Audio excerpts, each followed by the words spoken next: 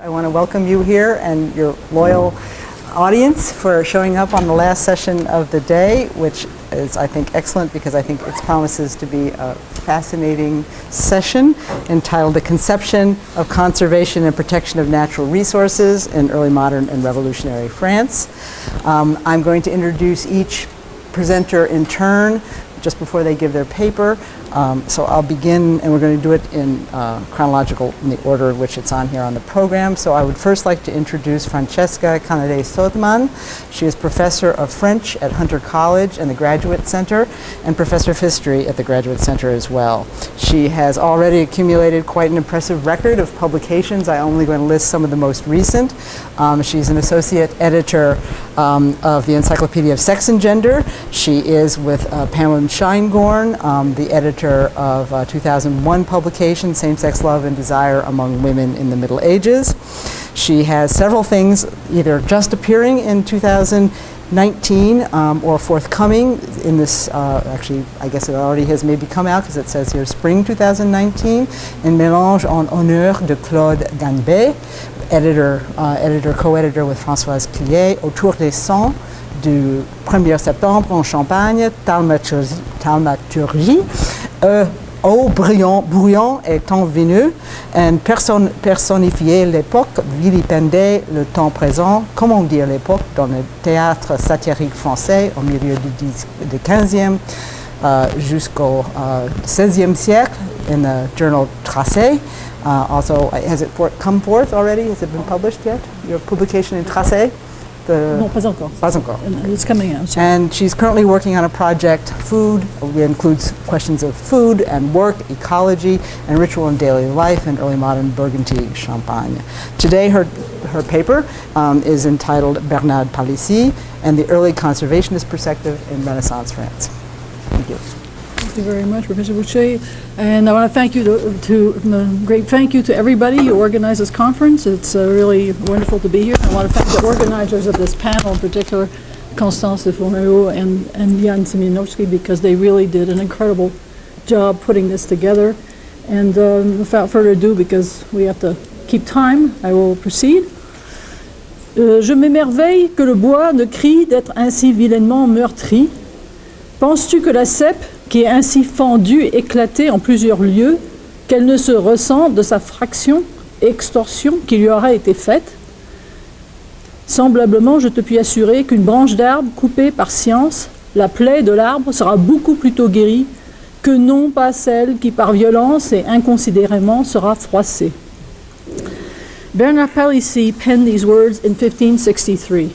His earliest published foray into advocating an approach to nature and to agriculture at odds both with daily practices and the political religious tenor of his time. In recent years, eco-criticism, philosophical theories of vibrant matter, histories of climate and natural events, and those focused on human relationships with the environment, predatory or managerial, have converged in a creative and at times uncomfortable conversation. These studies have acknowledged a budding early modern awareness of nature's vulnerabilities and practical efforts at its protection conservation. Yet it seems that insufficient attention has been given to the French 16th century. The life and works of Bernard Palissy, potter, ceramicist, artist, writer, naturalist, geologist, surveyor, and Protestant activist, seem a good place to start. Even though he is by no means the first to voice what we might loosely term environmental concerns. These concerns do not easily fit the models that, albeit proceeding from vastly different ideologies, characterize 21st century issues, differentiating between celebrating nature and sustaining the environment, heeding the agency of the material world of what Janssens and Sohns call material natural actants, taking industry and technology to task for depleting natural resources, curbing pollution, nurturing biodiversity, and of course, acting against climate change and global warming. Yet, by the 16th century, any or all of the following perspectives were encountered in a variety of sources, lamenting the destruction of landscapes and habitats, longing for their pristine form as embodying transcendent beauty, anxiety over the disappearance of living species, pushing for increased biodiversity in gardens, domains, and landscapes, respecting the living fiber of plants by cultivating them without destroying them, managing waterways for reasonable profit without fouling them or drying them out, identifying and carefully managing precious profit-bearing resources such as forests and salt marshes, and cataloging every known element of nature and preserving it in encyclopedic form. Central to Palissy's precepts and to many contemporaries, trees and forests acquired enormous political weight in the early modern period.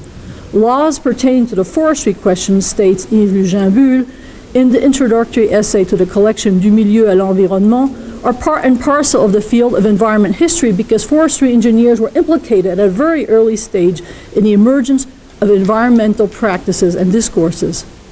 In fact, the problems created for cities, even by deforestation, have been studied for the late Middle Ages. The recent essay, 2019, on Flemish cities and their hinterlands by Charrois-Das and Deligne.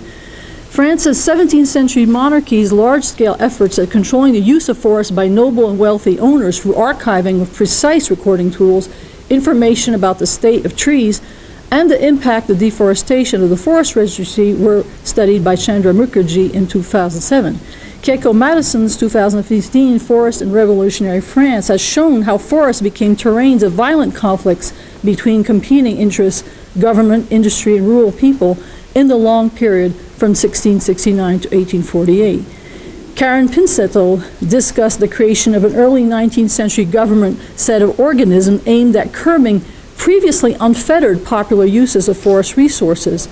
The 1995 Uomo e Foresta colloquium in Prato reflected debates among forest historians about what is called the depletion narrative, discussed also by Charrois and Deligne recently, questioning social actors' relative responsibilities for degradation and whether early conservationism into the 19th century was less progressive, that in fact directed first by landowners and entrepreneurs, then by industry and government policies, and blamed forest destruction on the practices of forest usage of survival economy peasants, as was forcefully argued at that conference by Winifred Schenck.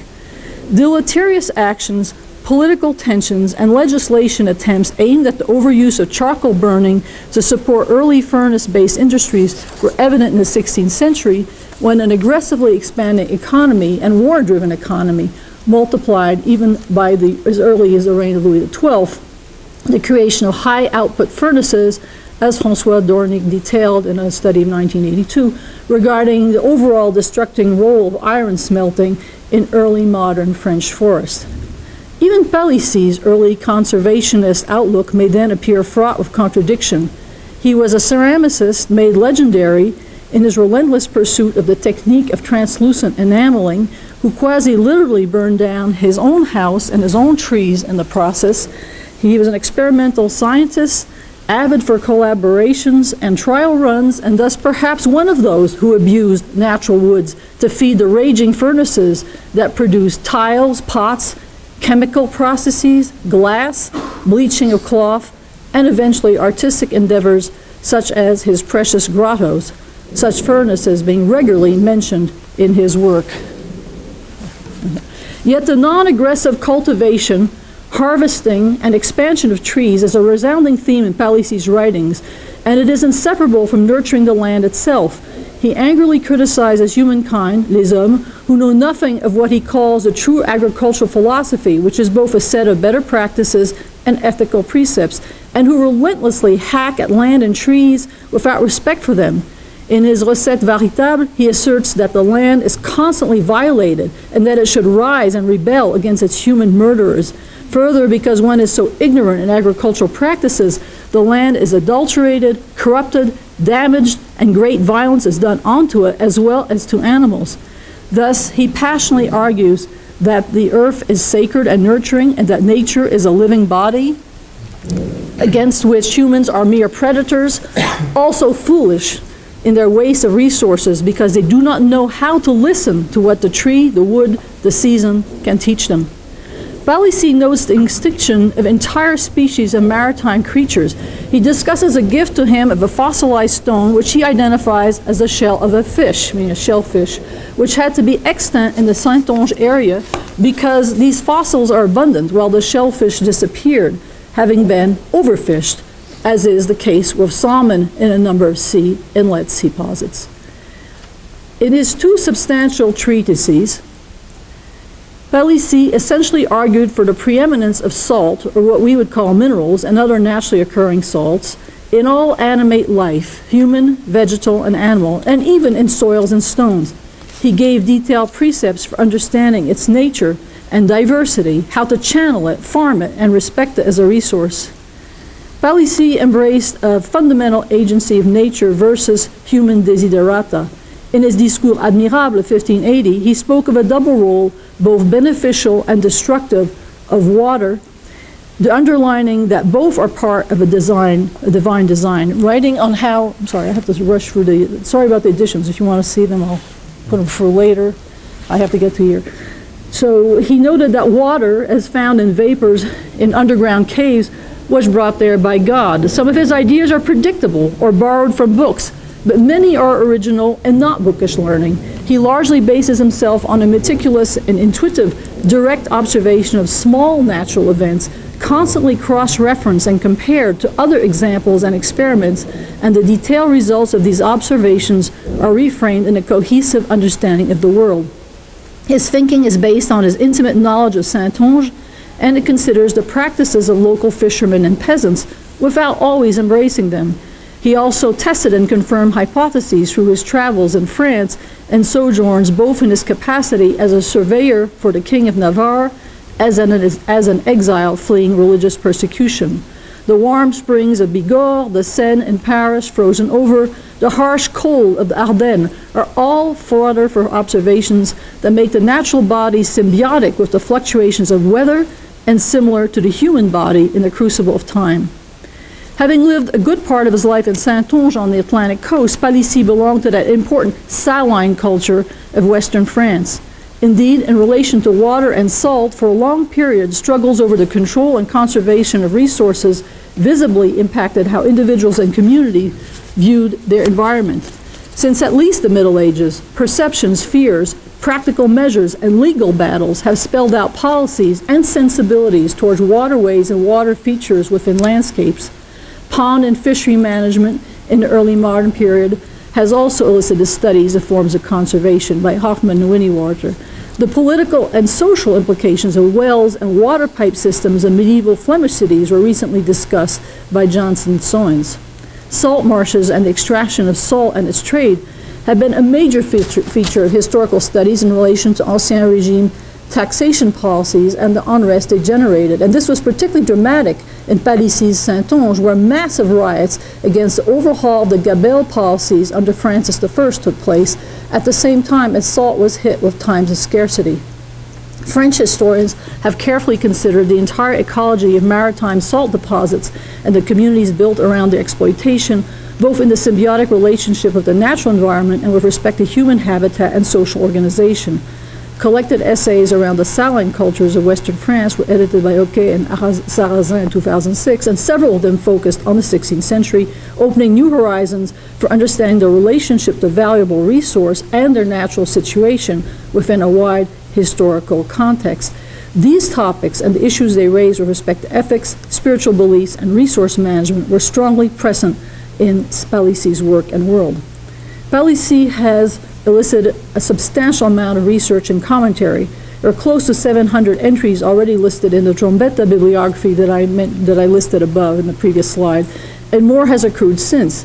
Yet this includes a certain French tradition of mythologizing historiography that aggrandizes every salient moment of Palissy's life and makes him the founder of multiple scientific and artistic perspectives, a perspective that has come under merciless ridicule from later scholars who have, since the late 80s, critiqued excessive reliance on his words only and re-evaluated the authenticity of the remaining traces that are archaeological finds of a ceramic production in the national French artistic patrimony. Yet, Palissy is still generally recognized as a highly original, hard-to-classify voice and creator. He has remained an ecological inspiration beyond the borders of France, evidenced in an essay by Stoll on his influence on the modern ecologists. And some of his intuitions on water springs, for instance, are still praised. His religious faith is an important part of understanding his work and his early conservationist leanings. He published De Recettes in La Rochelle in fall 1563 during the peace following the First War of Religion, and he had been jailed the previous year. He was jailed again at the end of his life, pressured to abjure, but staunchly refused to do so. His views on nature are consonant with those of other Protestant writers who preached a return to rustic life against the corruption of cities, writers such as Noël Dufay, François Lanoux, Dubartas, Olivier de Serres. None of them are really in this, are all literary except for Olivier de Serres. As Lestringant has suggested, for him, the polemic against the books is engaged in the name of the book, with capital B, and the Holy Book and Book of Nature complete each other. Lestringant was a major specialist on Palissy, sees in Palissy's discourses on the benefits of agriculture a typical reform view of the apocalyptic end in which a patient daily activity, la patiente activité journalière, make this waiting bearable. There is thus a complete coherence between his and a Protestant worldview that praises and venerates all things given by the Creator and seeks a return to simplicity. Perhaps curiously, this deeply religious perspective has been implicitly viewed by some critics as an obstacle to fully crediting him with original thinking regarding nature and the environment. Yet Catholic writers in his time could also embrace the celebration of nature as proceeding from divine decree, and not all nature writers in his time were Protestants. It might be interesting, for instance, to compare his thinking with the natural philosophy of an arch-Catholic and repentant leaguer, the jurist Jean Bouton, whose Theatrum Naturare, amply studied by Anne Blair, raises intriguing questions about the place of nature praise within the theology of right and law. Both Palissy's religious convictions, valorizing of simplicity, proximity to the natural, translated in artistic terms is the concept of rusticity, and his scientific inclinations informed his architectural compositions in ceramics. The grottos he created for the Constable of Montmorency and for Queen Catherine of Medici, neither in existence today, the first described in a pamphlet listed in your edition list, and the latter in a report by the Swiss ambassador. I just want to mention quickly that the slides you're seeing are works that have been attributed to him. There's very little left, and the second ones, it's the group that follows one in details from the Met, are actually from his followers. So just you have to take a sort of illustration of the artistic trend. We can't vouch for the exactitude of attribution. In his fabrication of the grotto architecture, as Daniel Duport has shown in a very fine and detailed analysis, every technical and aesthetic decision was aimed at a final effect of natural rusticity, of respecting and following rather than simply rendering contours and movement of branches, leaves, veins, etc. And those few remnants of his work also show that he strove to fix into clay the actual forms of existing fauna, and that's largely what you'll see in these slides. His Recettes, which advocates for a certain arrangement of gardens combining attention to trees, plantings, and water features, coincides with what was identified in this defining study by Daniel Duport on gardens as a turning point in French writing about agriculture and gardening. Yet the most important text in this natural turn were, she argues, written by Bouton. First, his De Arboribus Coniferis Resiniferis of 1553, so 10 years before Palissy, which urged a massive planting of non-native species of conifers, which, if you're interested in conservation, you know, poses some problems actually in the long run, but we'll probably talk about that later. And then Bouton's Remonstrance sur le défaut du labour et culture des plantes, both of which actively sought to modify not just what owners did to their own gardens, but the entire symbiotic relationship of private spaces encasing nature with local environment and landscape. Palissy, nonetheless, had a real audience for his ideas. His Paris lectures of 1575 were well attended by people of both social and intellectual standing. He kept records and mentioned 34 people by name, including 13 physicians, 2 surgeons to the king, one of whom was Ambroise Paré, 2 apothecaries, several jurists, 2 from the Paris Parliament, a famous sculptor, a local erudite, a counselor to the Orléans court, and a book editor. Among the doctors was Pierre Pénat, botanist. And the civil records, the État civil records of Saintes show that his grandson, Jean, was held on the baptismal fonts on 15 April 1575 by none other than Catherine of Parthenay, grande dame of the Protestant movement in Western France, a distant royal, a woman of letters, who was also an aristocratic seigneur who gave careful attention to the maintenance and enhancement of her domains as much as the violence of the wars of religion permitted. What is significant about all this is not the prestige or fame of these people, but that so many of them belong to the very intellectual circles involved in Palissy's time and beyond in reformulating landscapes, gardens, agricultural norms, and in cataloging natural resources such as plants. The presence of this famous botanist, Pénat, who would be abundantly quoted in subsequent works such as Jacques d'Aléchamp's massive botany treatise, is indicative of how much, for all his originality and unusual life story, Palissy was part of a movement, or at least of a mood, in his time. This mood is evidenced in a variety and dispersion of traces, sometimes in surprising places, for instance in laws and regulations on sundry topics of land and crop control, including sumptuary law. The substantial literature of agriculture, agronomists, and horticulturist treatises and manuals are nowhere as polemical or incisive as Bouton and Palissy's interventions, but they do belong to what Yves Luginbull terms savoir de nature, relevant to a history of the environment. While these treatises absorb many cues from a renewed interest in classical writings on agriculture and remain focused on the immediate needs of prolonging the benefits of harvesting natural resources for humans, they are rich with detailed insights on improving the local agricultural environment, at once theorizing rustic life as a better calling than urban or courtly, and providing encyclopedias of natural substances and remedies. Even though 16th century gardens or agronomy treatises are typically separate from botanical ones, the latter prove quite intriguing with respect to a different sort of conservation, not of landscape or waterworks, but of the history of individual plants. All this data can be usefully paired with other attestations of domanial improvement methods in journals or account books that deal with the everyday of domanial management, such as the Sieur of Gouberville's journal, as well as chronicles that report a variety of climatic and natural disasters. A detailed cross-referencing with political or financial documents can be enlightening. For instance, Duplessis-Mornay's correspondence, in principle totally devoted to political matters, we find him at least once harshly criticizing, today we might say weaponizing, the misuse of the forest resources by the hated Guise. My concluding paragraph, in conclusion, is that while Palissy's life work provides fascinating insights into the expression of early modern approaches to celebrating, respecting, and protecting nature, it would be excessive to simply anoint him an early ecologist. Lacking ostensibly in such a conclusion would be any honest attempt at telling a history of nature or the environment according to the agency of things, as such scholars as François Clément or Grégory Quenet have critically underlined, a history that would not be then so visibly anchored in a religious eschatology in which primacy is still given to mankind's dealings with nature. Instead, it would seem that reading Palissy meticulously and transtextually of other sources of his time may confer the full weight of his contribution to early modern environmental consciousness, that his singularity is best felt by not making him so singular. Thank you.